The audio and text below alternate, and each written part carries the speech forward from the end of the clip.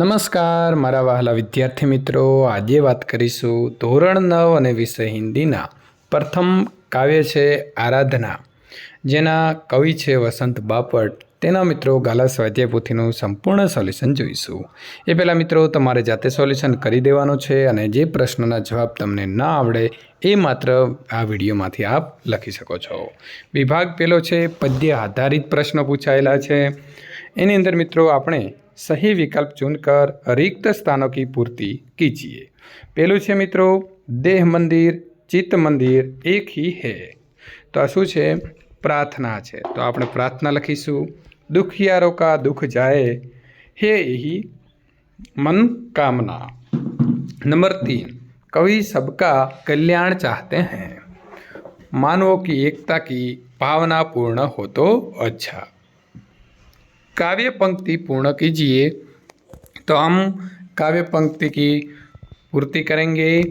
देह मंदिर चित्त मंदिर एक ही है प्रार्थना, सत्य सुंदर मांगल्य की नित्य हो आराधना, दुखियारों का दुख जाए है यही मन कामना, वेदना को परख पाने जगाए संवेदना, दुर्बलों के रक्षणार्थ पौरुष की साधना.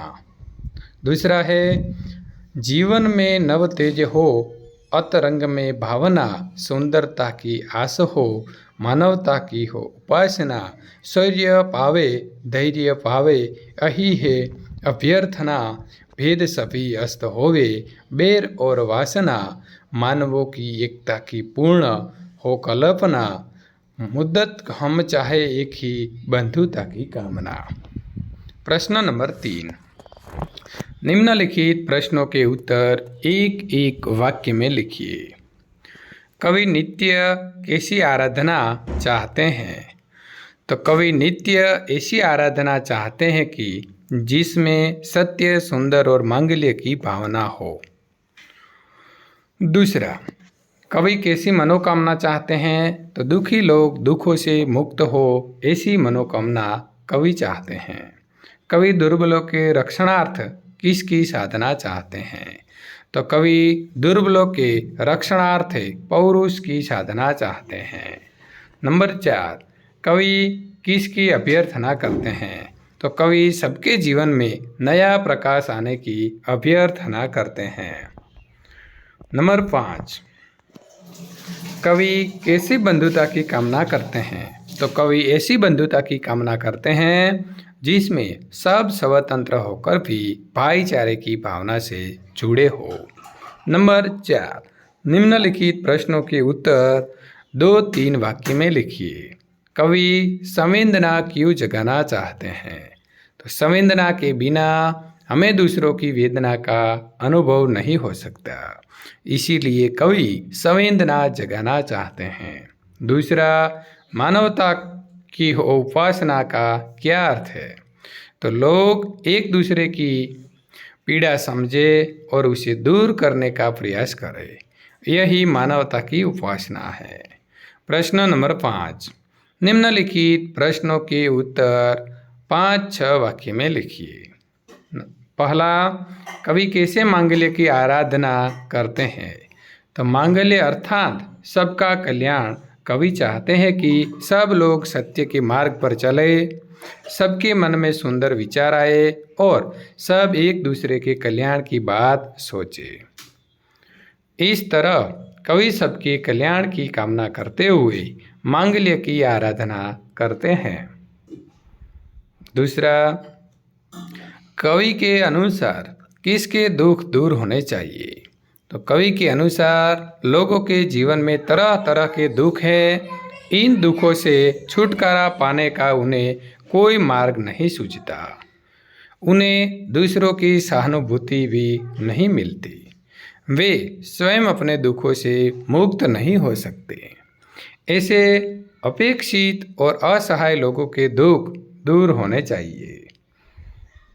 नंबर 3 कवि भेदों को नाश करने की बात क्यों करते हैं? संसार में विज्ञान ने बहुत उन्नति कर ली है, फिर भी दुनिया में ऊंच नीच जाति पाति अमीर गरीब आदि कई भेद हैं. इन भेदभावों के कारण मानव समाज में ईर्ष्या, द्वेष और संघर्ष है। उनके कारण मानव मानव के बीच एकता में बाधाएं आती हैं और हमारा विश्व बंधुत्व का सपना पूरा नहीं होता। इसीलिए कवि इन भेदों का नाश करने की बात करते हैं। अब हम देखेंगे विभाग 2 व्याकरण आधारित प्रश्नों। निम्नलिखित शब्दों के विरोधी शब्द लिखिए। विरोधी એટલે મિત્રો એનો જે અર્થ થાય છે એનાથી વિરોધી શબ્દ આપણે લખવાનો છે।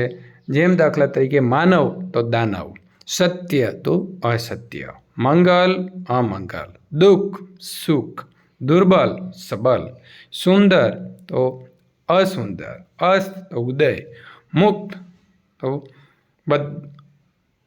बद्ध એટલે મિત્રો બંધાયેલું, एक तो अनेक, रक्षक तो भक्षक।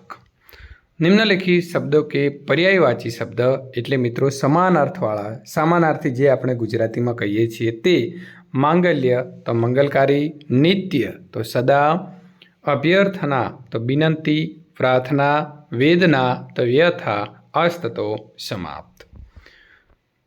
प्रश्न नंबर 3, निम्नलिखित प्रत्येक वाक्य में से भाववाचक संज्ञा पहचान कर लिखिए। हमें सबके कल्याण की बात सोचनी चाहिए। तो कल्याण जे छे ए मित्रों भाववाचक संज्ञा है। एक दूसरे के दुखों को समझकर लोग सहायता करें तो सहायता। हमारे मन में किसी भी व्यक्ति के प्रति बैर न हो तो मानवता जैसे ये शब्द मित्रों आनी अंदर आवशे। कवि विश्व बंधुत्व की अहीं जे मित्रों बैर है ये बैर तमारे अहीं ऊपर लखवानो छे। अहीं आवशे बैर। त्यार पछी नंबर 4, कवि विश्व बंधुत्व की भावना सुंदर ढंग से व्यक्त करते हैं। तो अहीं आवशे भावना, ये भाववाचक संज्ञा है। स्वतंत्र भारतवासियों में एकता होना बहुत जरूरी है। तो एकता मित्रों ऊपर थी जो आपणे बात करी तो प्रथम कल्याण, त्यार पछी सहायता, बैर, भावना अने एकता जे छे ए मित्रों जवाब आवशे। प्रश्न नंबर 4, वाक्य में से विशेषण पहचान कर लिखिए। देहाती युवक रास्ते से गुजर रहा था। तो देहाती। पीड़ा का अनुभव तो बहादुर लोगों को भी करना पड़ता है। तो बहादुर वो विशेषण है। मंदिर में श्रद्धावान भक्तों की भीड़ इकट्ठी हो गई। तो श्रद्धावान। आराधना करते हुए भक्तजनों ने लोगों के लिए मंगल कामनाएं की। तो आवशे मंगल। कर्तुवाचक संज्ञा पहचान कर लिखिए। कवि सत्य, शिव और सुंदर के आराधक है। तो आराधक। दुर्बलों के रक्षक साहस करने वाले लोग होते हैं। तो रक्षक। हम चाहते हैं कि सब एक दूसरे के हितैषी हो। तो हितैषी। हम सब मनुष्यता के पुजारी बने तभी स्वर्ग धरती पर उतरेगा। तो पुजारी।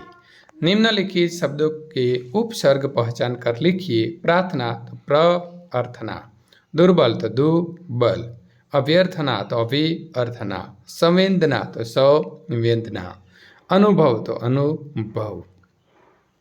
प्रत्यय पहचान कर लिखिए। मानवता तो मानव में मित्रता आवशे, बंधुता में पण ता आवशे, विश्व बंधुत्व ની અંદર ત્વ આવશે, कमजोरी में ई ने शौर्य में य।